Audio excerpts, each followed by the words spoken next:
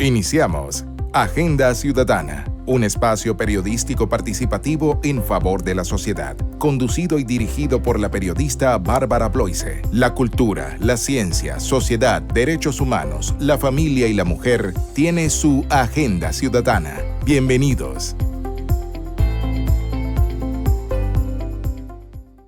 Bueno, muy buenas tardes, bienvenidos a los sábados de Agenda Ciudadana. Gracias por estar con nosotros. Mi nombre es Bárbara Bloise. Bienvenidos hoy, 2 de noviembre, aquí por Radio Panamá. Estamos con ustedes en su emisora, especialmente a nivel nacional y por el canal de YouTube Bárbara Bloise Comunicaciones. Les invitamos a suscribirse, por supuesto, y a compartir sus opiniones y preguntas. Igual esperamos su reporte de sintonía al 6673-5686. Bienvenidos a los líderes de conocimiento que están con nosotros en el día de hoy y especialmente en la cabina virtual. Saludos a los miembros del equipo de Agenda Ciudadana, Víctor López Cabrera, bienvenido, Joana Elizabeth Q, y por supuesto nuestros invitadas el día de hoy. ¿Qué tal? Bueno, estamos excelentes. Yo creo que este 2 de noviembre, una fecha donde recordamos a nuestros difuntos. También Agenda Ciudadana tiene una agenda social, educativa, científica, artística y médica, lo cual quiere decir que la vida continúa. Así es. De inmediato con la presentación de nuestro segmento Ciencia en Panamá. Muy bien, adelante, Joana, para que presentes nuestra invitada del día de hoy. Sí, bueno, y en el segmento de Ciencia en Panamá tenemos a una invitada muy especial. Primero que todo, el artículo que ella sacó el 18 de octubre realmente me dijo, tengo que invitarla, porque no sé si recuerdan que hace como un mes más o menos estábamos en uno de los programas que yo estaba comentando, que hay un fallo de la Corte Suprema de Justicia que realmente es bastante discriminatorio en el sentido que dice que las mujeres no pueden acceder a una esterilización gratuita en el sistema público si no cumplen con una serie de requisitos. Y yo hacía la reflexión, no sé si te acuerdas, Bárbara. Bueno, si el Estado me está diciendo a mí que mi deber es procrear, Estado, usted como servicio a mí, como mujer, ¿qué me estás brindando en el acceso a justamente el tema de ginecología, planificación y a las madres donde están los servicios para cuidado de niños e inclusive donde está el Estado a- a- eh, tratando de erradicar el tema del estigma de que las mujeres como son madres realmente tengan menos oportunidades laborales. Así que con este artículo, que como repito, salió publicado el 18 de octubre, Mariana de León, que es autora e investigadora del Quality Leadership University y el Centro de Investigación Educativa de Panamá, conocido como CIEDU, nos trajo este artículo titulado Docentes y jefas de familia, la carga oculta de las mujeres en educación. Mariana, bienvenida a la cabina virtual de Radio Panamá y por favor convérsanos un poco más cómo surgió la idea de esta investigación tan maravillosa que nos trae unas cifras sorprendentes. Gracias, Joana, gracias, Bárbara, gracias, Víctor, por el espacio que siempre nos conceden para hablar un poco para hablar sobre educación, que siempre es importante, pero siempre tratamos de venir a hablar de educación con cifras y con sustentos, no solamente opiniones. Claro que siempre vamos a tener opiniones sobre qué nos dicen estas cifras y cuál es el significado detrás de ellas, pero definitivamente que nuestra inspiración ha sido el censo. Si recordamos el año pasado, entre enero y marzo, fueron a nuestras casas, quizás estábamos, quizás no, pero pues todos nuestros conocidos, nuestros familiares, pues vivieron esa experiencia. Y una de las cosas que nos llamó muchísimo la atención es que el censo nos permite obtener mucha información rica, para bien o para mal. Yo sé que el censo tiene sus promotores y sus detractores, pero definitivamente que nos da información que quizás en otros ámbitos no tendríamos. Y una de las cosas que nosotros quisimos hacer con el censo, con los datos ya desmenuzados del censo es sacar a aquellos que reportaron que son docentes activamente ocupados, que activamente ejercen la docencia escolar y estudiarlos. Y nosotros le llamamos a este estudio las realidades de quienes enseñan. Y es un estudio de características sociodemográficas de docentes, queriendo entender cómo vive la población docente, a dónde viven, qué edad tienen, qué salario ganan, muchas cosas. Pero una de las cosas, y en el artículo que salió publicado hace poco, se enfoca en esto. Una de las cosas que a mí más me resonó, más me llamó la atención, es este tema de las mujeres docentes que son jefas de familia. Y Ustedes, recordemos que en el... Ujú. ustedes sacaron entonces la cifra del Censo Nacional de Población conducido en el 2023. ¿Hicieron una comparación con el censo anterior? ¿Cuáles fueron esos No, resultados? no hemos llegado al punto de comparar con el 2010. En el Ujú. censo 2023 aparecen registrados personas que se identificaron como docentes activos en ocupación, 57.000 docentes. Wow. Eso abarca el sector público y privado, en una distribución aproximada de 80% en el sector oficial, 20% en el sector particular. Pero una de las cosas, o el artículo realmente se enfoca en que de esos 57.000 aproximadamente docentes, el 30% de esa población escolar son mujeres jefas de hogar. O sea, Wow. sabemos que la mayoría de la población docente son mujeres, eso está en Ujú. 74%, pero no solamente son mujeres que llevan la carga económica de sus hogares.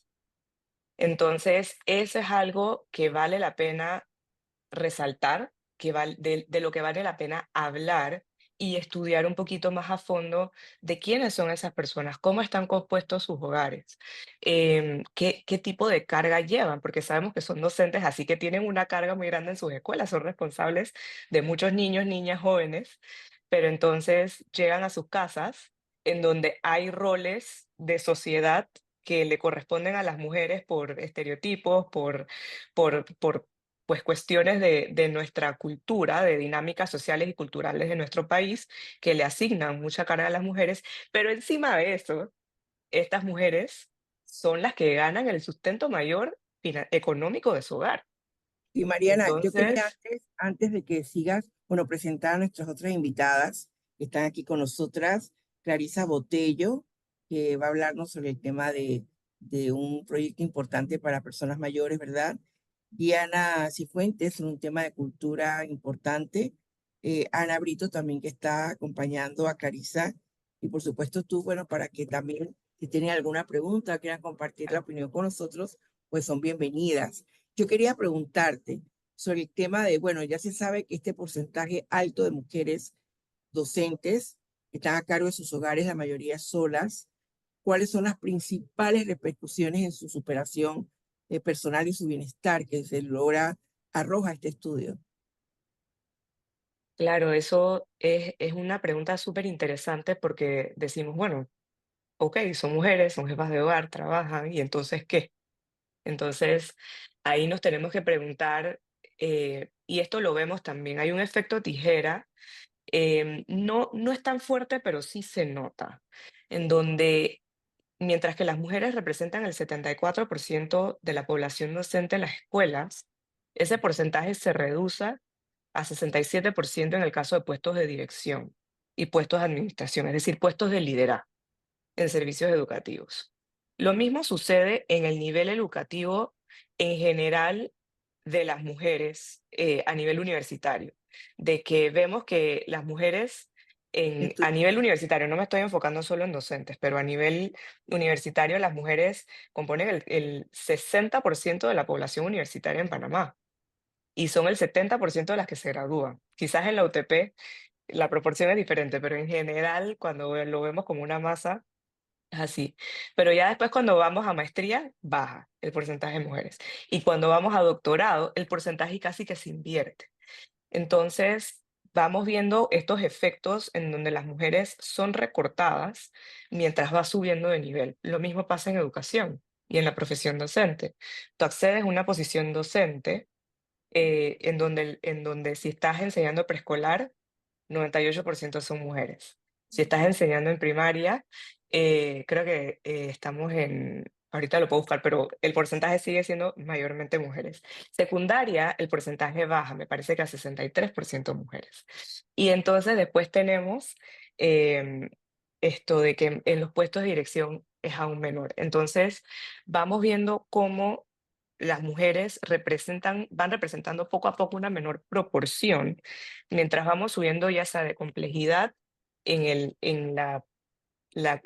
lo que hacen, la especialización que requiere lo que hace la persona en ese rol y en liderazgo. Y eso tiene mucho que ver también con esas múltiples cosas que se requiere de las mujeres, no solamente en sus trabajos, pero también cuando llegan a sus casas. Víctor, Muy bien, adelante. Sí, a mí me si alguien quiere un interesaría, comentario, además, sí, digo, Víctor. conocemos la multiplicidad de funciones que el ser humano, y en este caso la mujer, lleva a cabo.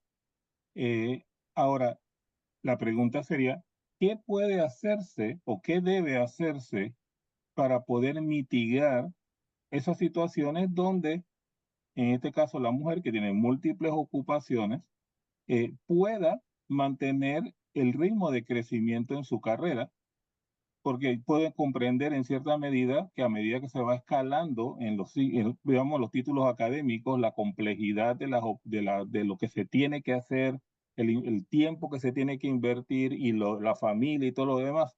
¿Qué podría hacerse para poder mitigar eso? Porque al fin y al cabo, en el mundo necesitamos todos los cerebros, independientemente de cuál sea su sexo.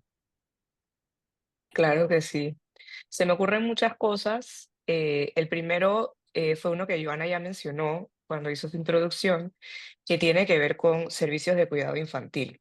Ujú. Porque si yo le estoy dedicando mi tiempo a 15, 20, 25, 30, a veces hasta 35 niños en una hora de clases y seguramente muchos de esos grupos en el día, pero también tengo a mis propios hijos, a los que también tengo que cuidar, pues tener acceso a cuidado infantil de buena calidad, en donde yo sé, ok, yo me voy a encargar de educar a este grupo de niños, pero yo lo puedo hacer porque yo sé que yo tengo un apoyo de cuidado infantil en donde yo sé que mis hijos están bien cuidados.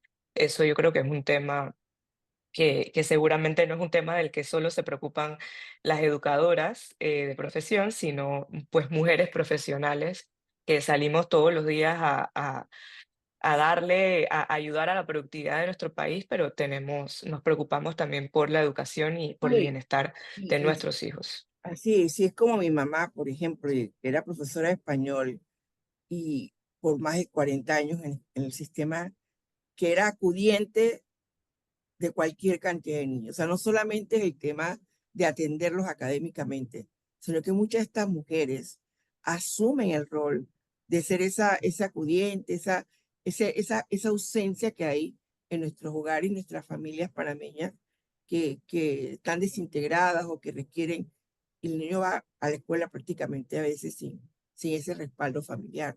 Otra cosa que yo creo que esta me gusta no solamente para las mujeres, sino en general para la población docente, es ofrecer educación financiera. La profesión docente suele ser un mecanismo o una oportunidad de movilidad social para muchas poblaciones, para muchas personas. Entonces, es un salario que podemos argumentar que es de clase media sólida, en donde comienzas a adquirir deudas, comienzas a hacer inversiones, comienzas a quizás tener algunos gastos y entonces es importante tener esa educación financiera que te ayude a saber contener y ahorrar y todo este tipo de cosas, cuentas bancarias, etcétera, en donde quizás las mujeres, en mayor proporción que los hombres, no han tenido esas oportunidades de entender o de aprender cómo manejar su dinero sabiamente. Mariana, y para seguir en esa línea financiera, yo pensando aquí, el tema también de la salud mental de los docentes, sobre todo de estas mujeres jefas de familia, cuando sabemos que en el sistema, cuando entran en el sistema demoran a veces hasta 9 meses para cobrar. Entonces, esa es una situación que quieran o no quieran, es una presión de tener que comenzar a pedir prestado a los familiares, después tener que pedir prestado a financieras, bancos, prestamistas, lo que sea, que eso también es Claro, eso genera un interés que a su vez reduce el poder adquisitivo de esa docente, madre Ujú. de familia, jefa de familia. Así es. Clarisa así es. le había Sí, levantado la Clarisa, mano. adelante, Clarisa. Adelante.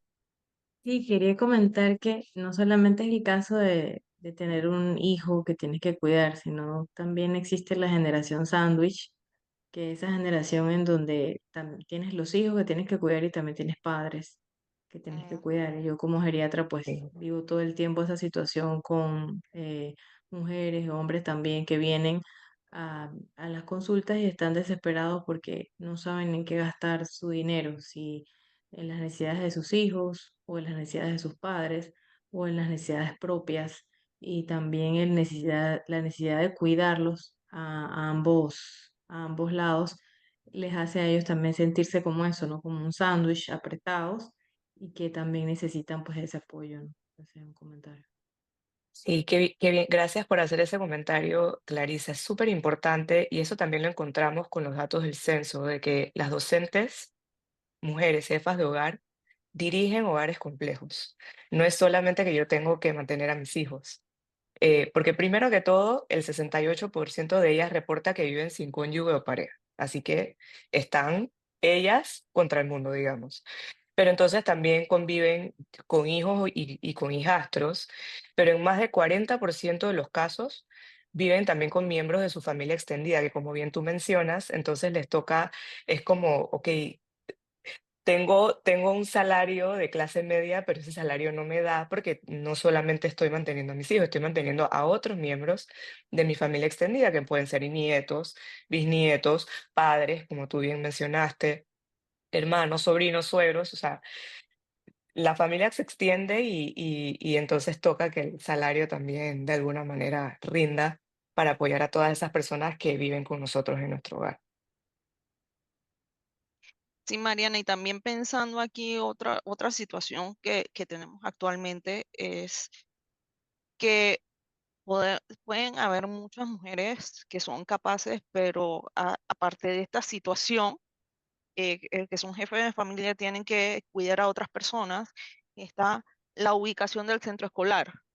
Porque como bien sabemos, y la ministra lo ha dicho abiertamente, hay municipios que han vendido todos los terrenos habidos y por haber para construir barriadas, centros comerciales y todo lo demás, y se les olvida que hay que construir escuelas.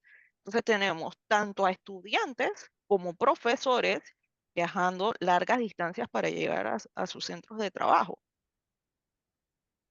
Así es. Y eso es algo que lamentablemente el censo no nos dice. El censo no nos pregunta ni en qué ubicación trabajamos, en qué, ni en dónde estudiamos, en qué centro educativo, por ejemplo, estudiamos.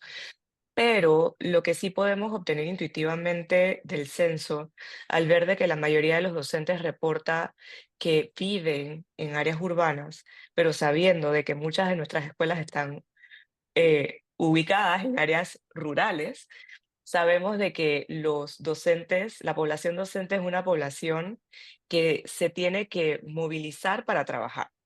Entonces, quizás los docentes viven en áreas urbanas, pero les toca movilizarse largas distancias para llegar a sus trabajos y muy posiblemente, como tú bien lo has mencionado, Joana, sus hijos y sus hijas no estudian en el centro educativo en el que ese docente o esa docente trabaja. Entonces, ahí también yo creo que si nosotros tuviésemos, estoy segura que podemos hacerlo, si tuviésemos que darle prioridad a ese tipo de ubicación o colocación de a dónde mando a este docente, a dónde mando a esta docente, mándenlo a donde estudia el hijo, ¿no? Porque que seguramente el hijo o la hija sí estudia cerca de donde vive, porque eso es lo más factible para una persona que quizás no puede pasar todo su tiempo con sus hijos. Entonces, si hay un centro educativo cerca donde yo vivo, lo ideal sería que yo tuviese algún tipo de prioridad de poder trabajar en ese centro también. Sí.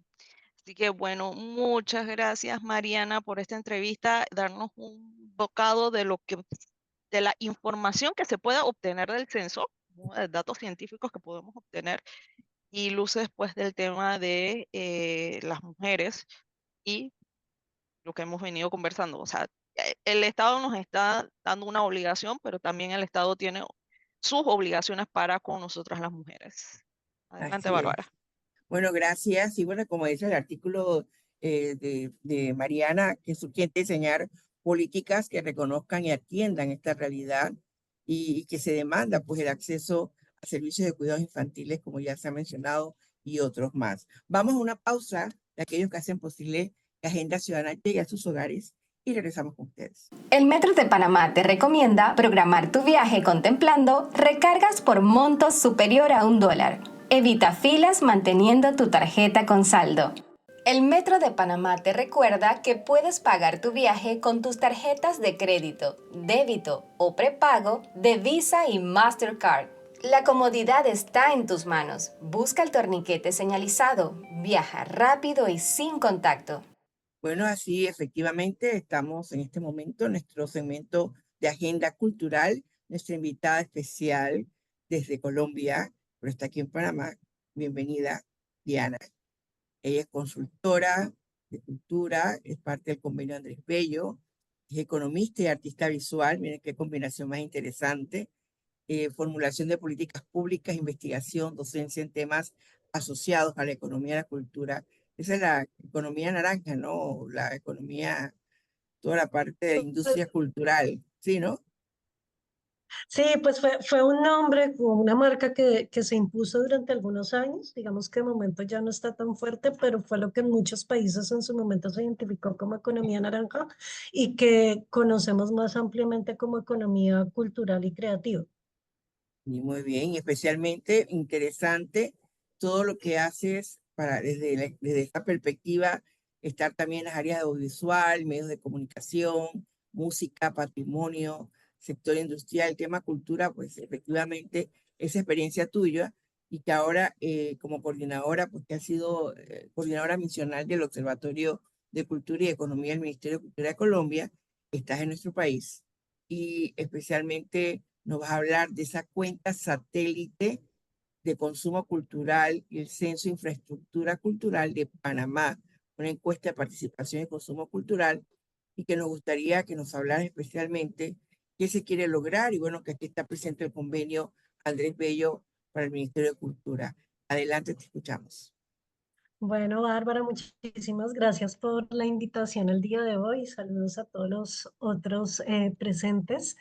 Pues sí, para contarles que efectivamente estamos acá en Panamá desde el convenio Andrés Bello con un proyecto muy importante que se orienta a construir la cuenta satélite de cultura de Panamá por primera vez. Entonces estamos sentando una línea base de una operación estadística, digamos que en este sentido es pues una operación como la del censo, que la del censo que nos mencionaba Mariana es quizás la operación estadística más grande que se lleva a cabo en un país. Esta es una muy específica para el sector cultural y creativo y que se construye a partir de diversas fuentes de información, por eso lo llamamos una operación sintética.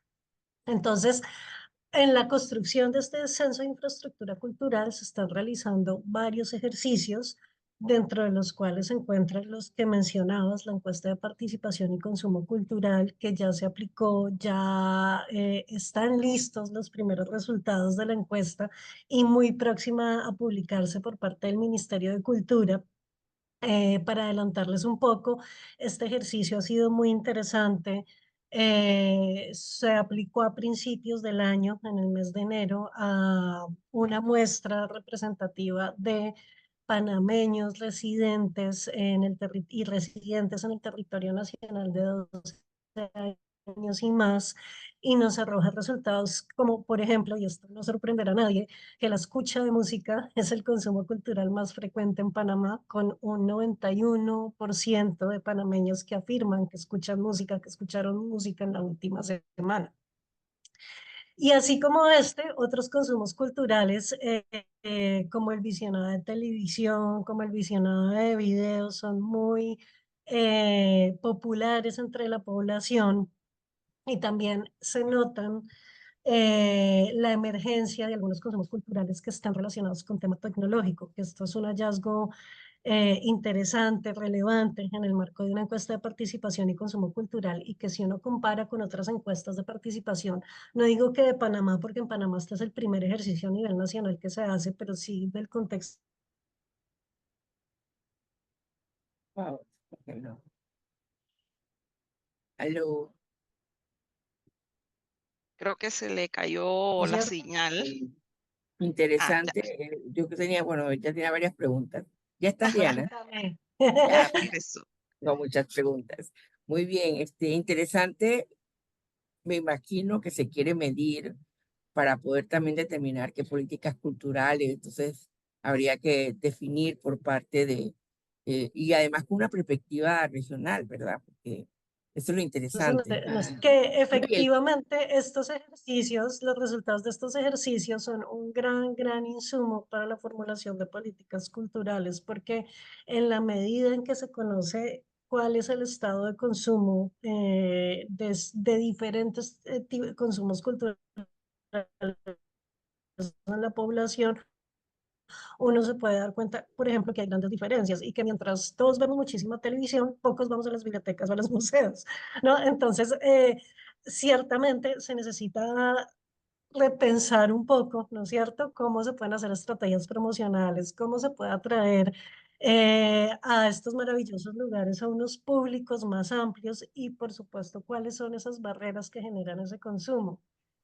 Víctor, veo que tienes Víctor, la mano alzada. Bueno, que precisamente esto viene como anillo al dedo. Esta tarde yo estaba reunido en la casa, en la ciudad de las artes, que pertenece al Ministerio de Cultura, justamente, y qué casualidad, que con Meredith Carley y Arleti Pinel, en una reunión en la biblioteca, donde se va a iniciar programas para adultos mayores, precisamente Fantástico. programas de arte, cultura para adultos mayores, literatura, participación en teatro, baile, danza, y articulando cómo eso se podía lograr. A ver, porque también cuando hablemos ahora en un momento con Ana y con Clarisa, seguramente hablaremos de la movilidad que tiene que tener el adulto mayor. Entonces, ¿crees que es posible, a partir de iniciativas como estas, donde la ministra de Educación, que ya tiene 50 y tantos años, esta semana bailó en una producción, ¿verdad? De ballet? Eso da una tendencia a esa transformación, ese cambio de cómo los productos culturales están siendo consumidos y un nuevo cambio hacia un nuevo enfoque cultural. Pues mira que respecto al adulto mayor, precisamente lo que nos arroja esta medición deja mucho que pensar, porque lo que vemos es que el adulto mayor es de los menores consumidores culturales y allá hay un trabajo importante que hacer y también mucho que preguntarse respecto a cuáles pueden ser las barreras de ese consumo, si es un tema de conocimiento de la oferta cultural, si es un tema de barreras de acceso, por ejemplo, porque el adulto mayor enfrenta también ciertas condiciones de movilidad o, no sé, digamos como el nivel de autonomía para desplazarse y salir de casa. En algunas puede ser problemático, entonces habría que, o simplemente la oferta cultural que hay disponible no es una oferta que está orientada al adulto mayor, lo cual es una lástima porque el adulto mayor tiene más tiempo, ¿no es cierto? O en teoría dispone de más tiempo libre para poder asistir a esa oferta cultural y sin embargo no asiste, incluso si es yo quería, gratuita. me Entonces, gustaría, ajá, aquí hay unas tendencias que es importante revisar. Bárbara.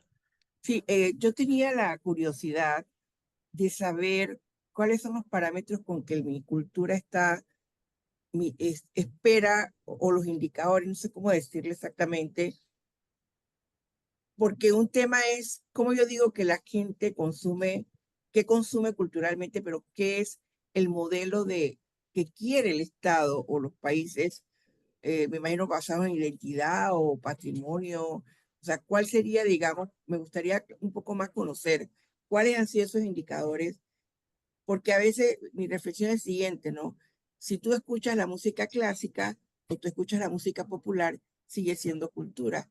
Pero desde el punto de vista de la investigación que realizan, ¿cuál es exactamente la hipótesis o la posibilidad que quieren llegar como o han llegado a partir de esa investigación? Pues mira, yo creo que este es un tema, digamos, pues precisamente volvemos al tema de política pública, de qué considera deseable, ¿no es cierto? Un determinado gobierno, una determinada institución, en este caso específico respecto a la participación en cultura por parte de sus ciudadanías.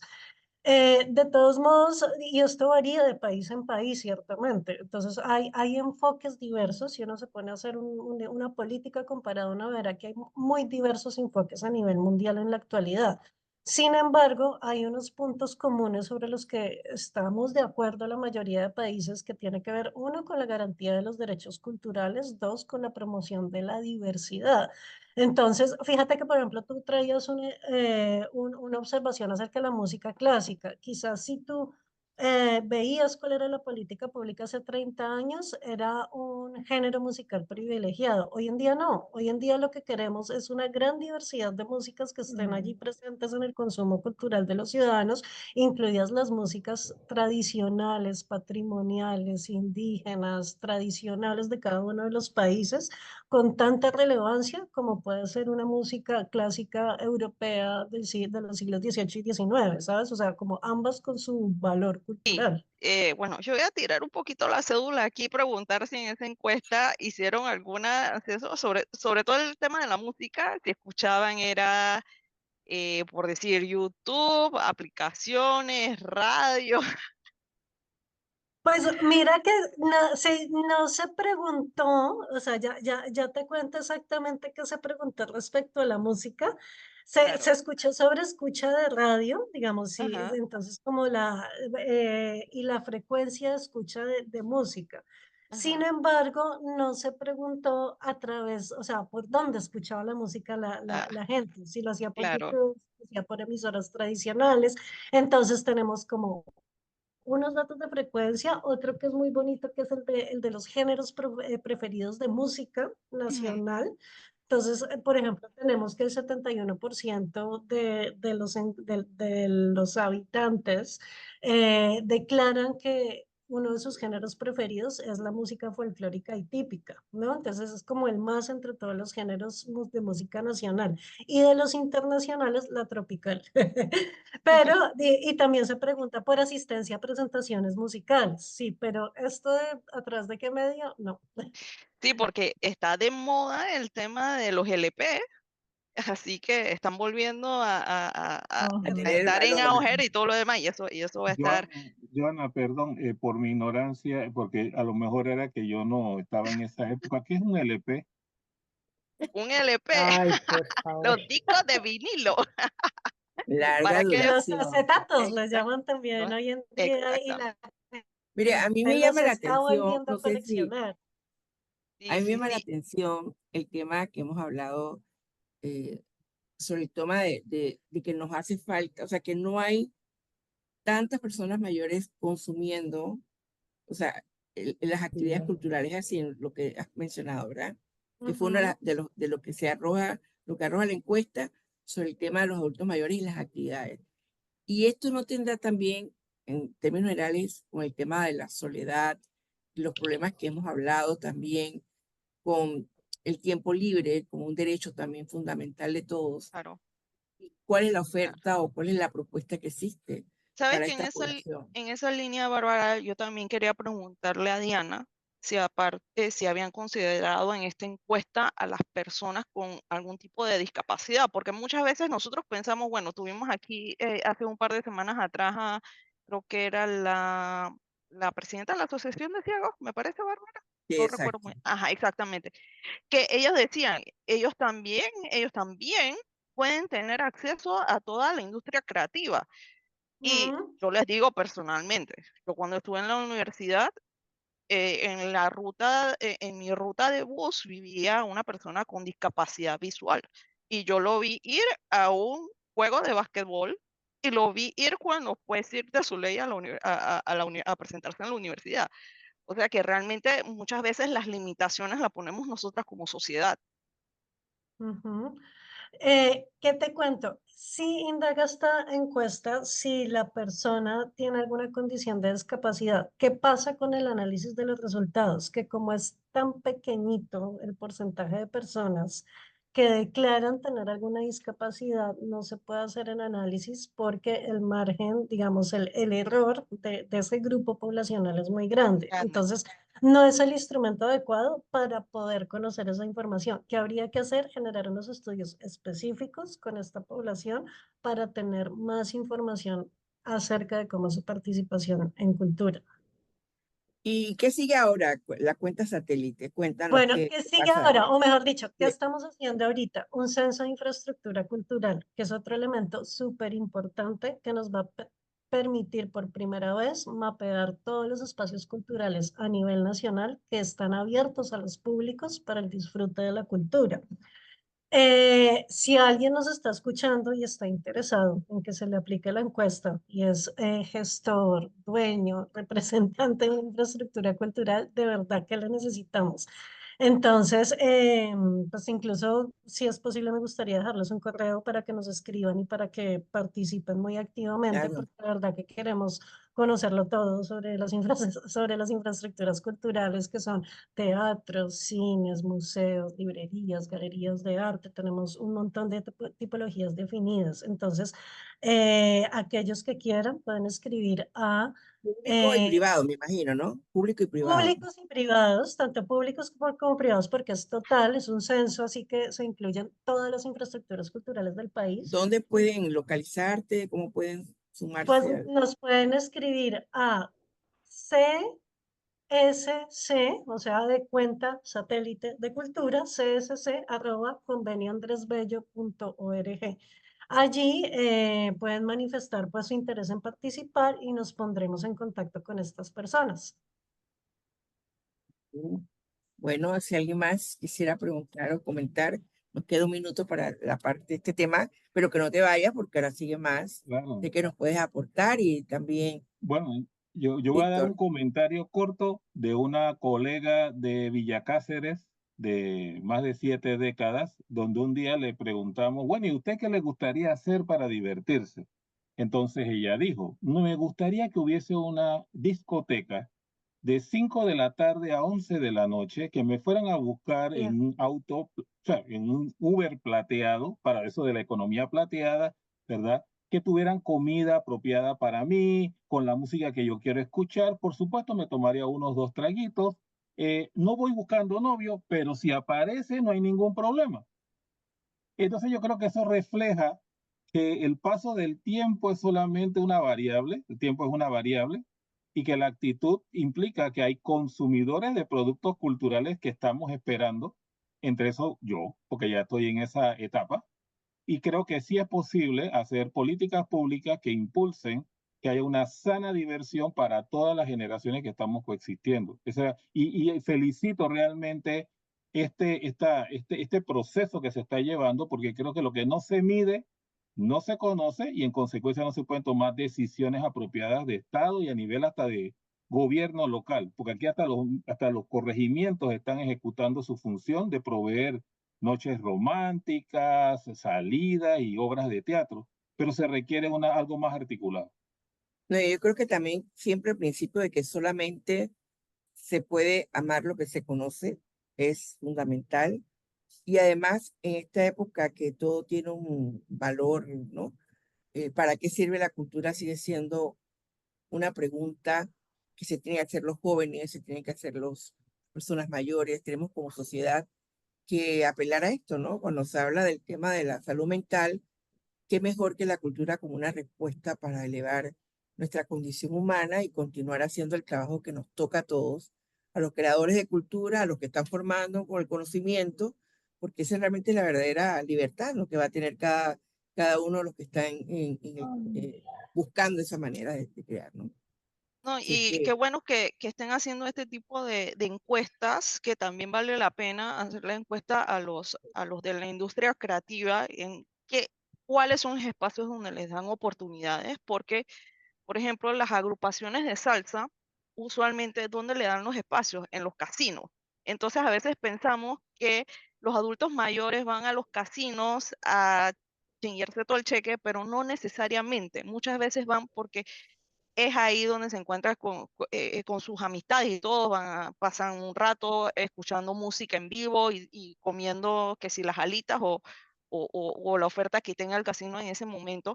Entonces, es también analizar un poco más el trasfondo detrás de esto, y qué bueno que se estén haciendo estas encuestas de los espacios creativos que existen en. Ujú. Bueno, muchas gracias, Diana Cifuentes, y también a la doctora Marisa Talavera, que ya va a estar aquí en nuestro programa próximamente, quien fue que nos ha estado hablando de la cuenta satélite de cultura como un tema importante para nuestro país. Y te agradecemos mucho tu presencia en Panamá y bueno, bienvenida siempre, pues, por esta oportunidad que nos das a todos. Vamos a un cambio y regresamos con ustedes con el segmento de salud y bienestar con nuestras invitadas, doctora Ana Brito y la doctora Clarisa Botello. Ya regresamos. Revista Digital. Visita la revista digital Agenda Ciudadana en el sitio web barbarabloise.com. Bueno, adelante, Víctor, con este tema tan interesante y con estas invitadas que hablas con tanto entusiasmo de todo lo que ella nos puede ofrecer las dos a este tema que enriquece Claro, a través de sus servicios integrales de gerontológicos ambulatorios. Adelante. geriátricos. La gerontología es otra Geriátricos. cosita. Yo estoy aprendiendo, pero ya voy mejorando. Y es que son mis geriatras preferidas, si uno viene a decirlo de esa manera, ¿verdad? He tenido excelentes experiencias con ambas en diferentes escenarios. Todavía no voy a atenderme, pero está en la lista. Sin embargo, hace unas semanas atrás me invitaron justamente a una jornada que tenían para hablar sobre el tema de economía plateada, y en ese momento, aparte de que ya conocía a Clarisa y entonces conocía a Ana, a la doctora Brito, pues me pareció interesantísimo una oferta de salud que no es de ahora, hacemos constancia, lleva más 7 años de un poquito más, si no me equivoco, y que ellas nos van a contar cómo pueden, a través de estos servicios que están ofertando, ayudar a que el adulto mayor pueda ir mejor a esa discoteca que quiere ir. Y si es docente femenina mayor, adulta mayor, seguir batallando con los 40 chicos de 10 años en segundo año. Adelante. Hola, muchísimas gracias por la invitación a Bárbara y al ingeniero Víctor. Bueno, la verdad que muy emocionada pues de poder comentarles acerca de nuestros servicios que brindamos principalmente para las personas mayores, y es más que todo centrado en las personas y en sus necesidades. Y para eso hay que conocer bien a las personas mayores, porque muchas veces hablamos de las personas mayores, pero las metemos todas como en un solo saco y creemos que todas son iguales, y en verdad tenemos que reconocer que no todos envejecemos de igual manera.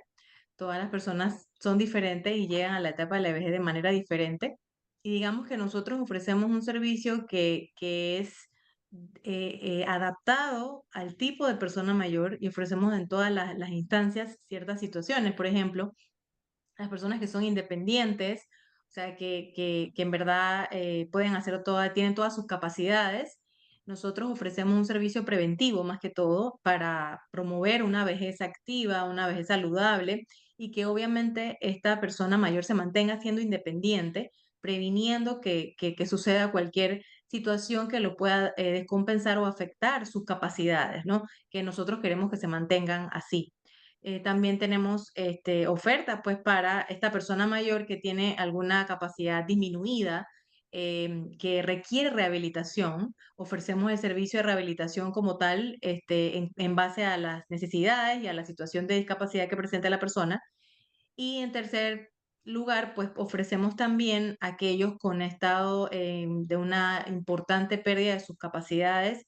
Ofrecemos atención también paliativa, cuidados de final de vida, y también a cuidados integrales en casa, atención domiciliaria, teleconsultas, educación a familiares y cuidadores, sobre todo enfocado en una visión integral, o sea, cuerpo, mente y entorno, o sea, todos los aspectos inclusive y nos involucramos en la salud psicológica de los cuidadores o de los familiares que estén involucrados obviamente en el cuidado de esta persona, que siempre van a requerir ese apoyo, ese acompañamiento constante en estas situaciones también en donde puedan descompensarse. Así que todas esas ofertas en todas las líneas, digamos, ofrecemos nosotros para llamarnos como tal, ¿no? Servicios integrales, ¿no? Completamente es lo que queremos enfocarnos, ¿no? Que es más Ana, fácil de, perdón, Víctor, adelante, adelante. no, que es Bárbara. más fácil de vencer a la creencia, qué tipo de mitos se tiene que enfrentar para llegar a este cambio de parte de las personas que necesitan o que requieren un cambio o esta nueva etapa en su vida, a los familiares o a las mismas personas mayores. ¿Qué nos Ah, dices, Ana? exactamente. Excelente. Muchísimas gracias por esa pregunta porque es a la misma persona hay que vencerla. Imagínese Ok. usted que el ingeniero Víctor está diciendo que hace rato está, que va y que no va. Entonces, imagínese.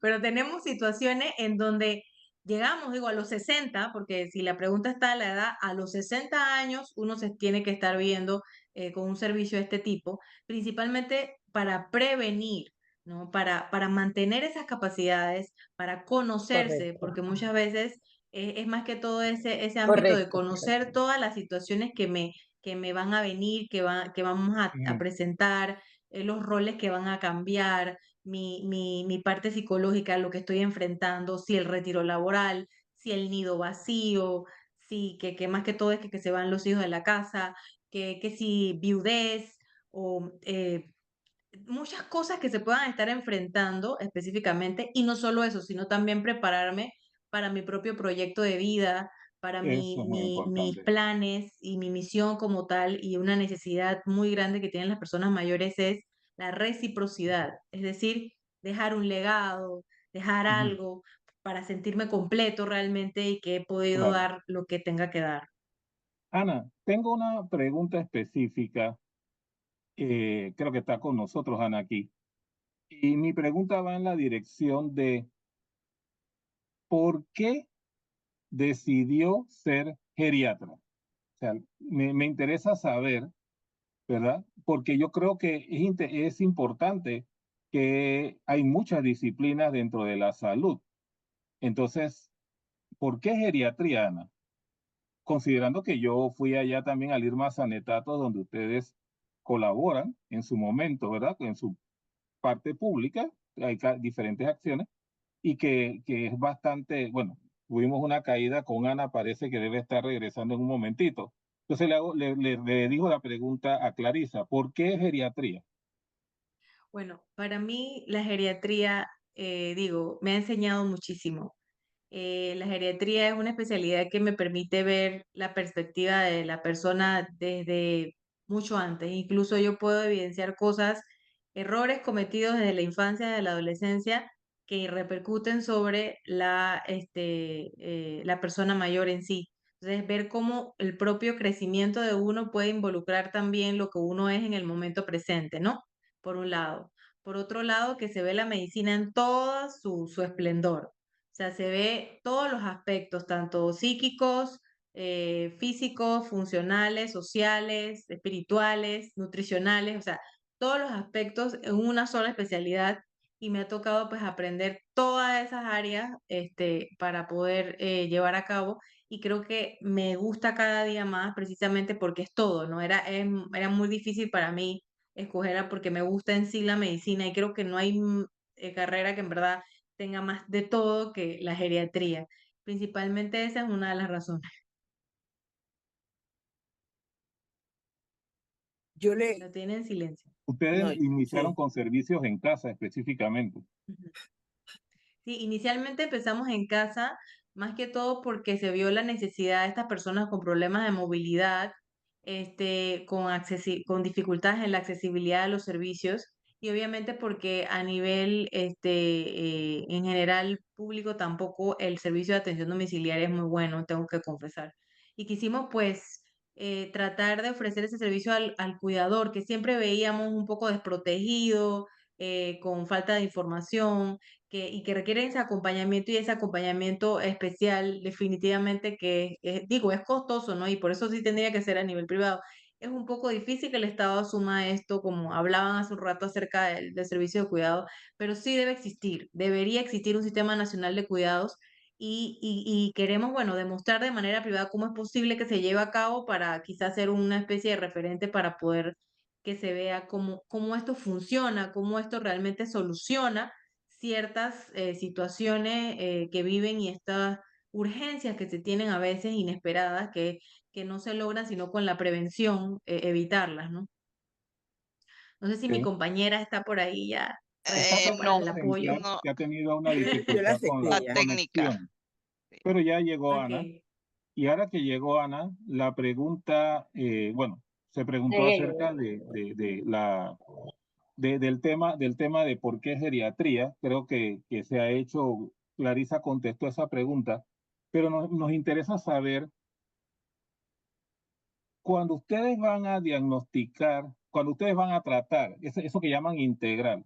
Si yo llego el día de hoy, que voy a llegar mañana, por supuesto, ¿no? Porque ya me llamaron a Ya lo atención. pusimos en la agenda. Ya me puse, sí, ya estamos ahí, y Choli ya se está atendiendo, mi esposo se está atendiendo.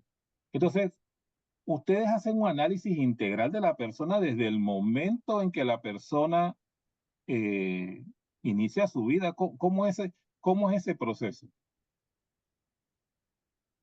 En lo que Ana entra, la pregunta es, ¿cómo evalúan ustedes integralmente a la persona? Yo, por ejemplo, que llegue mañana a la consulta de Ana.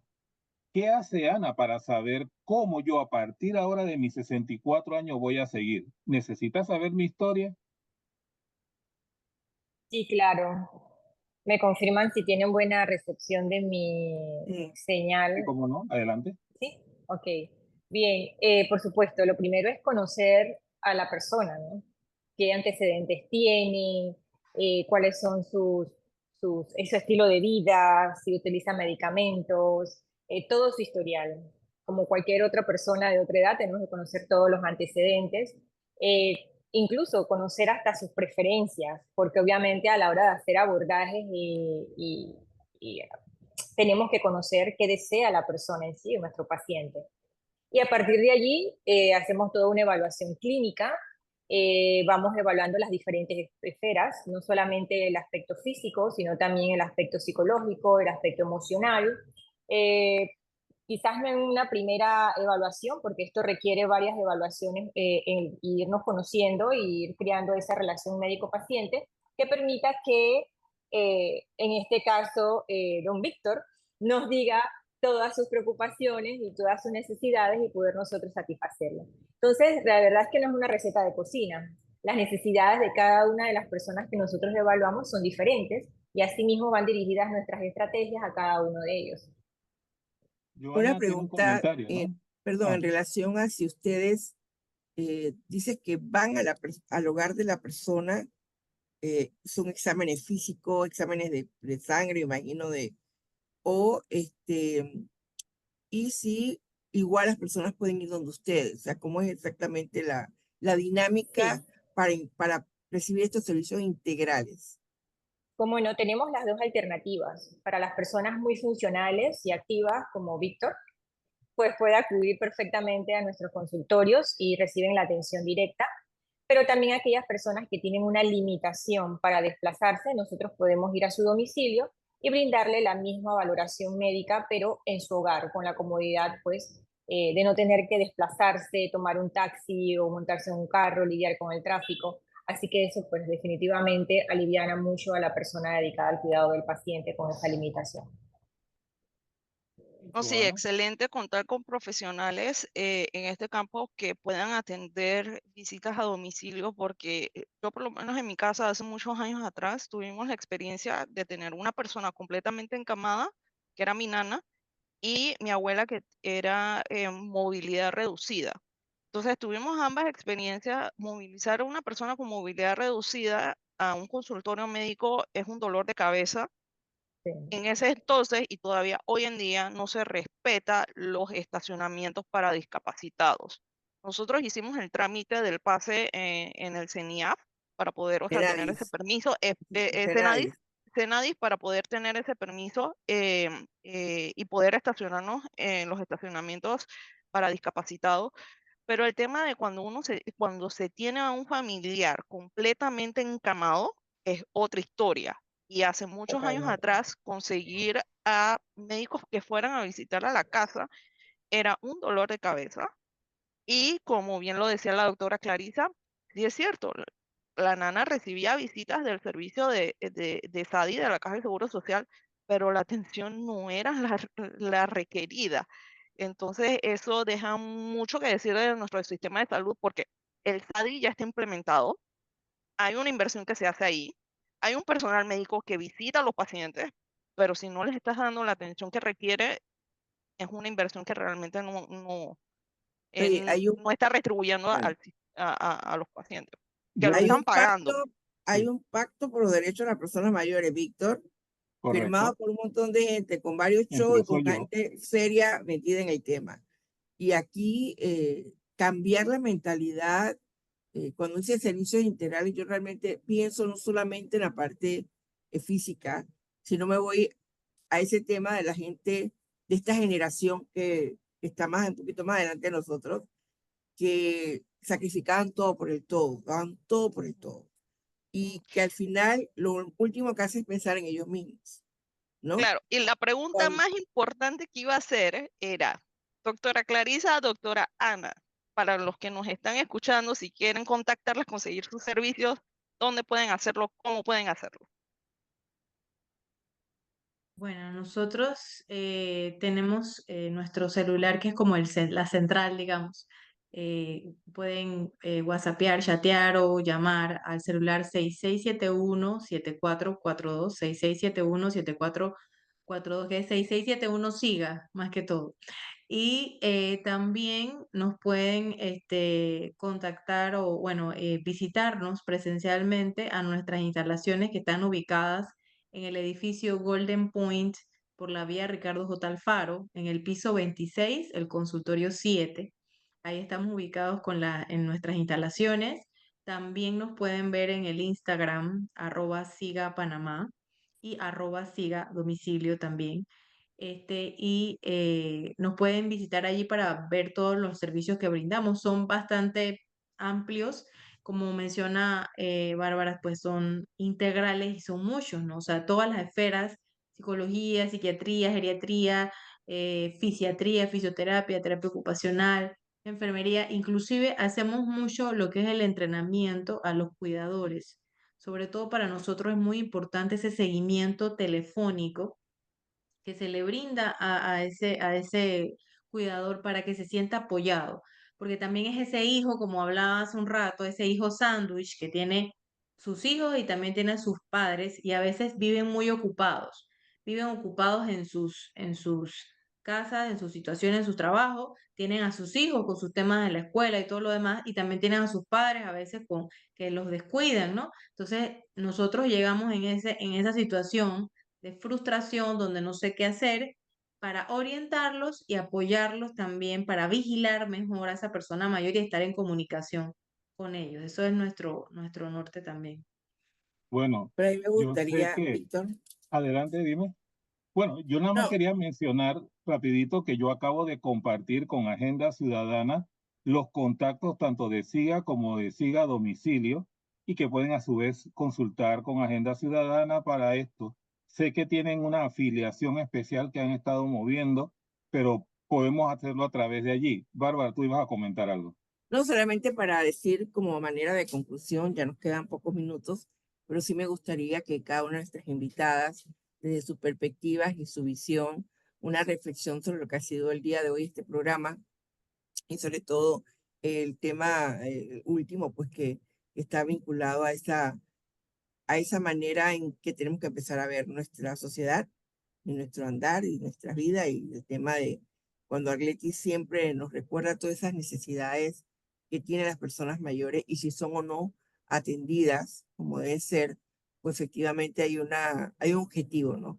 Y ese objetivo tiene que ser visto integralmente, desde el punto de vista de la educación, de la academia, Mariana, desde el punto de vista de la cultura, con todo lo que el convenio Andrés Bello ha hecho, su aporte a lo largo de mi existencia como estudiante, como docente, siempre ha estado presente el aporte que ha hecho el convenio Andrés Bello, que tiene que ver también con ese tema, ¿no? De cómo vas a atender a una población para que no esté en el tema, igual que está toda la sociedad enferma, con el tema de la depresión, los suicidios, que también está muy presente eh, dentro de lo que está sucediendo en estos cambios tan abruptos y que todavía no podemos ni definir hacia dónde vamos, ¿no? Demasiado rápido todo, la tecnología, la inteligencia artificial, todo esto que está, y que finalmente la audiencia nuestra pueda llevarse un mensaje de ustedes de, bueno, realmente que sigue, que es importante para todos nosotros cuando hacemos estas reflexiones y aportamos desde la ciencia, aportamos con datos, con estadísticas, con los censos y todo lo que hace falta para tener claridad y tomar decisiones oportunas, ¿no? Ana, Y yo Ana. pienso que si nos dimos cuenta, hemos pasado como un trayecto a través de la vida, ¿no? Desde que somos mujeres que laboramos, en este caso hablamos de las docentes, pero cualquiera de nosotros, bueno, yo soy médico, soy docente, un montón de perfiles, pero en general, realmente mi calidad de vida en etapas más tempranas repercute en mi calidad de vida cuando yo envejezco. Entonces, pasando incluso por ese aspecto cultural. Realmente es un continuum de vida y el poder tener una etapa laboral y de proveedora en mi casa de manera satisfactoria va a repercutir en que yo pueda tener una estabilidad emocional, financiera, envejezca con calidad, tanto física como mental, y pues definitivamente lleguemos a tener esa vida activa, que es la que todos deseamos cuando pasamos la edad de 60 años. Todos queremos tener ese envejecimiento exitoso, saludable, activo, poder bailar, cuidar a nuestros nietos, salir a pasear con ellos. Yo creo que, como vemos, no podemos separar las etapas, necesitamos esa continuidad a lo largo de todas. Sí, la verdad es que es súper interesante cómo quizás llegamos todas las invitadas de hoy con diferentes temas, diferentes proyectos, pero a lo largo de escucharnos a cada uno hemos encontrado hilos en común. Y yo creo que eso nos enseña de que, pues sí, cada una tiene sus proyectos, trabaja sus datos, trabaja sus cosas, pero siempre podemos trabajar en conjunto y encontrar como esas cosas que hilan Que nos unen. todo lo que estamos haciendo y yo te quiero agradecer, Bárbara, porque estos espacios que tú generas en conjunto con Víctor y con Joana, pues ayudan que uno se conozca y que encontremos como ese relacionamiento entre todo lo que Esos hemos puntos en hablado común. hoy. Sí, exacto, ha sido súper interesante. Gracias.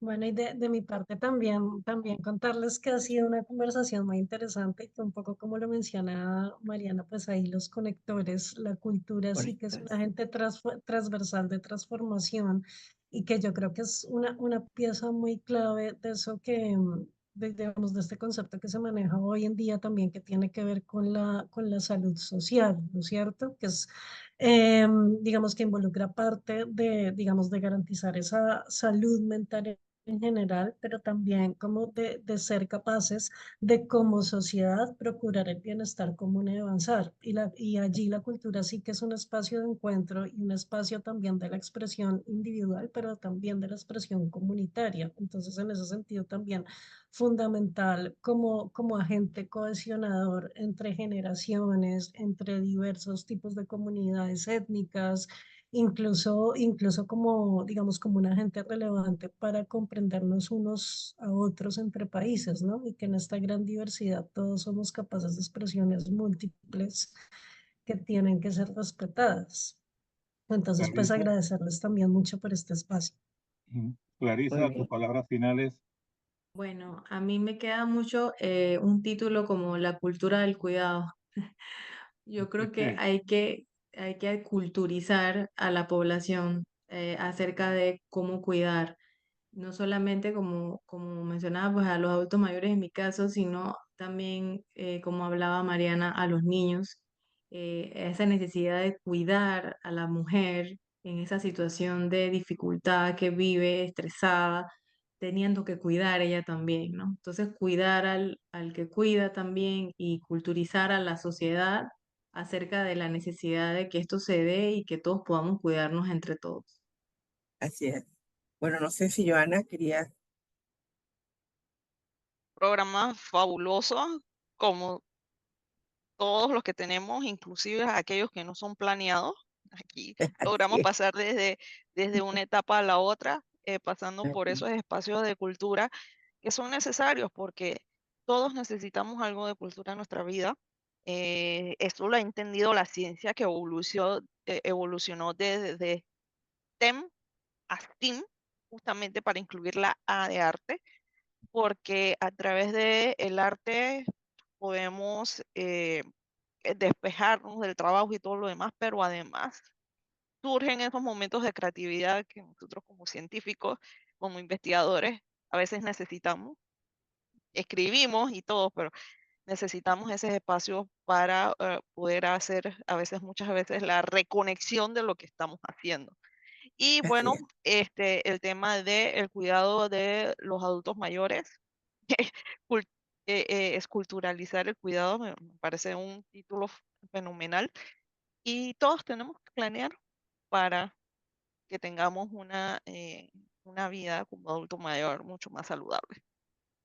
Bueno, muy agradecida por toda la participación de ustedes. Yo diría, tiene que ver con la condición humana, que hay que derribar esas barreras que a veces existen entre la ciencia y las humanidades, y que eso es importante para entender el mundo y también contribuir con esa audiencia. Como siempre hemos creído desde la Agenda Ciudadana, que hay que crear nuevas audiencias. O sea, la gente, es que no escuchas esto. No, si escuchas, si tú creas las condiciones para que se den estos encuentros maravillosos de gente talentosa, responsable y dedicada, con sentido de pertenencia y con el sentido de que, bueno, tenemos que construir, ¿no?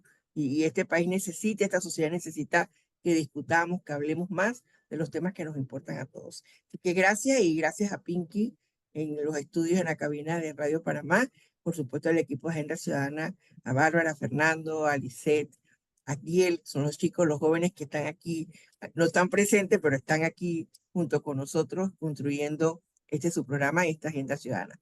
Buenas tardes y que la pasen todos muy bien. Síguenos en nuestras redes sociales y podcast, @Bárbara Bloise.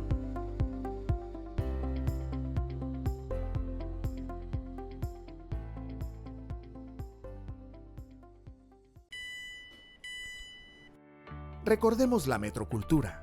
Dejemos salir primero a los usuarios que llegan para ingresar más rápido y seguro al vagón. Con orden, agilizamos el viaje. Recordemos la metrocultura. Si durante tu viaje en el metro prefieres escuchar música, jugar o ver contenidos multimedia de tus redes sociales, recuerda usar audífonos para respetar el viaje de los demás usuarios. Seamos conscientes. Hemos presentado Agenda Ciudadana, bajo la dirección y conducción de la periodista Bárbara Bloise. Gracias por haber participado de este espacio abierto para la sociedad. Recuerde, el próximo sábado tenemos una cita desde las 2 de la tarde por Radio Panamá.